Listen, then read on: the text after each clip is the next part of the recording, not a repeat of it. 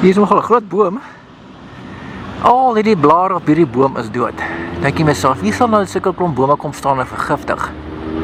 Wat is die doel daarmee? Wat gaan hulle maak met al die bome as dit afgesaag is? Is die res van die bome wat vergiftig is? Ja, hier is 'n groot boom. Ons wil net gaan kyk waar die gate ingebore is by al die bome. Hierso is 'n inspuitingsnaald. Ek weet nie of daar gif in was nie, maar daar lê een. Hierdie hele boom is dood.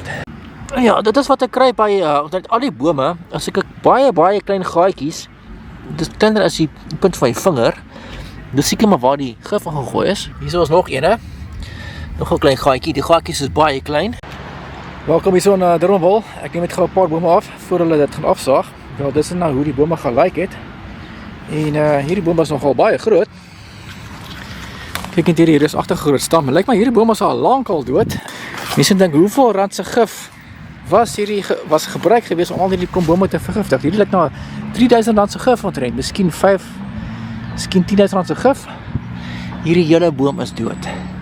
Dit is so groot boom. Wonder hoe oud die boom is. Kyk net daar, hier is agter 'n groot stam. Dis seker amper 2 meter net breed hier van voor af. En daar is die res van die bome. Ja, dis so hartseer.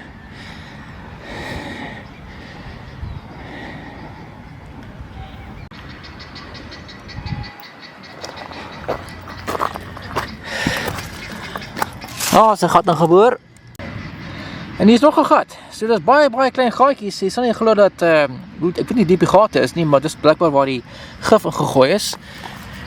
So al die bome het 'n klein gaatjies. Hier is nog 'n gat geboor. Het jy nou saam? En daar's nog een.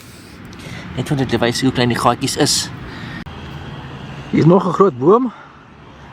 Hy gaan baie hoog op. Vraag gesien, wat gaan hulle maak met die boom as dit nou klaar afgesny is? Kan mens dit gebruik vir vuurmaakhout?